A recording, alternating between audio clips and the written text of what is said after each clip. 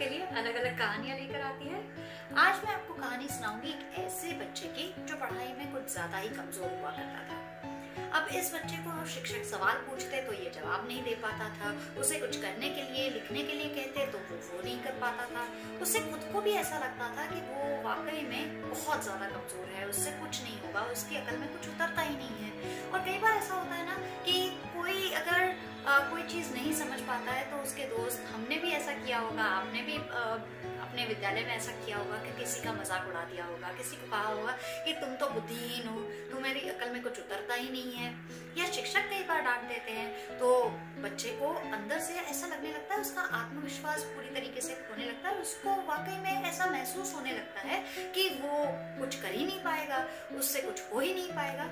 ऐसी ही भावना इस बच्चे के अंदर बैठ गई। उसने कहा कि वैसे भी मैं वैसे विद्यालय पहुंचता हूँ तो सारे बच्चे मुझे बहुत ज्यादा मेरी हंसी ठिठोली करते हैं, मेरा मजाक उड़ा देते हैं, और ऐसे माहौल में मुझे उपहास महसूस होता है, मैं बहुत ज्यादा अकेला महसूस करता हूँ, मुझे ऐसे माहौल में नहीं रहना। उसने ठान ली कि वो अगले दिन से विद्यालय नहीं आएगा, तो उसने स्कूल आना बंद कर दिया और वो ऐसे ही टहलते टहलते एक कुएं के पास जा पहुंचा।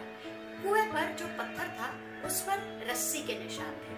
रस्सी बार बार पर उसी कोने पर घिस घिस कर उस पर पत्थर को खोखला कर चुकी थी। इस बच्चे ने सोचा कि रस्सी एक ही जगह बार बार घिस रही है और पत्थर को उसने कमजोर कर दिया है, पत्थर पर उसने अपने निशान छोड़ दिए हैं, तो क्या ये मेरे साथ नहीं हो सकता?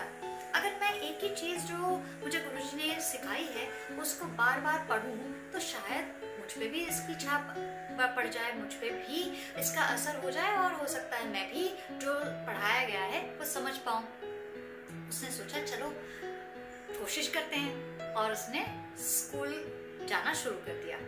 अब लगन से उसने पढ़ना शुरू कर दिया, जो चीज समझ में नहीं आ रही थी शिक्षकों के साथ बैठकर समझना शुरू कर दिया, और उसकी लगन, उसकी मेहनत, उसका प्रयास देखकर शिक्षक भी पूरी तरीके से उसका सहयोग करने लग गए। वो खुद भी अचंभित थे और बहुत ज्यादा उससे खुश होने लग गए क्योंकि बच्चा प्रयास करने लग गया और प्रयास से उसको सारे जवाब भी अब मिलने लग गए। बताइए बच्चा कौन बना? आगे चलकर यही बच्चा विद्वान वरदराज के नाम से जाना गया।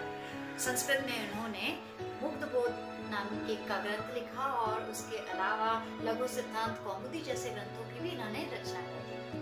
तो ऐसे बच्चों की आपको प्रेरणा लेनी चाहिए, और ऐसे बच्चे जो मेहनत करके, भले कितनी ही मेहनत लग जाए, लगन के साथ अगर आगे की राह चुने तो ऐसे बच्चे हमेशा आगे ही बढ़ते हैं। अगर आपको भी आगे बढ़ना है तो आप भी जानते हैं प्रयास का कोई और विकल्प नहीं है, प्रयास ही उत्तर है, और प्रयत्न करते रहेंगे तो जरूर आपको हल मिल ही जाएंगे।